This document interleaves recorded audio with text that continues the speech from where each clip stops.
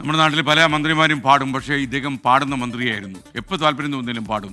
മാത്രമല്ല, എന്തായാലും സംശുദ്ധമായ രാഷ്ട്രീയ ജീവിതത്തിന് ഏറ്റവും വലിയ ഉദാഹരണമായിട്ട് ജീവിക്കുന്ന അദ്ദേഹത്തിന് ഒരിക്കൽ കൂടി എല്ലാ ആയുരാരോഗ്യങ്ങളും നേരുന്നു. പി ജെയിംസ് വീണ്ടും ചേരുന്നു. വളരെ അടുത്ത ദിവസം പി ജെയിംസ് തൊടുപുഴയിലെ അദ്ദേഹത്തിൻ്റെ വീട്ടിലെത്തി പി ജെ ജോസഫിനെ കണ്ടല്ലോ. അദ്ദേഹം ഈ ശതാഭിഷക്തനാകുന്ന ഈ വേളയിൽ അദ്ദേഹത്തെക്കുറിച്ച് ഒരു വാചകം, സമയക്കുറവുണ്ട്. SKN പുള്ളി നേരത്തെ പറഞ്ഞ പോലെ നന്മ നിറഞ്ഞവൻ ജോസഫ് എന്ന് ഒരുപാട് ലേഖനങ്ങൾ ഇതൊക്കെ വന്നിട്ടുണ്ട്. ജനമനസ്സുകളിൽ ജീവിക്കുന്ന ഒരാളാണ്, കർഷകനാണ്.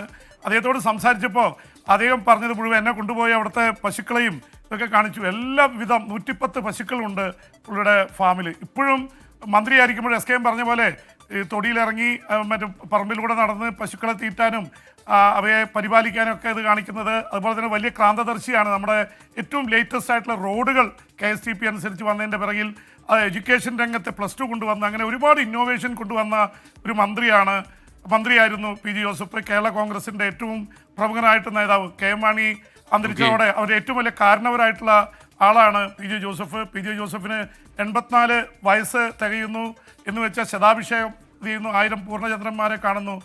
SKN പറഞ്ഞ പോലെ അദ്ദേഹത്തിന് ആയുരാരോഗ്യ സൗഖ്യങ്ങൾ നേരുന്നു, അതിൻ്റെ 84ൻ്റെ ആശംസകൾ നേരുകയും ചെയ്യുന്നു SKN. ഓക്കെ, അദ്ദേഹത്തിൻ്റെ ഭാര്യ ശാന്ത ടീച്ചറിൻ്റെ പടമാണ് ഇപ്പോൾ കണ്ടത്.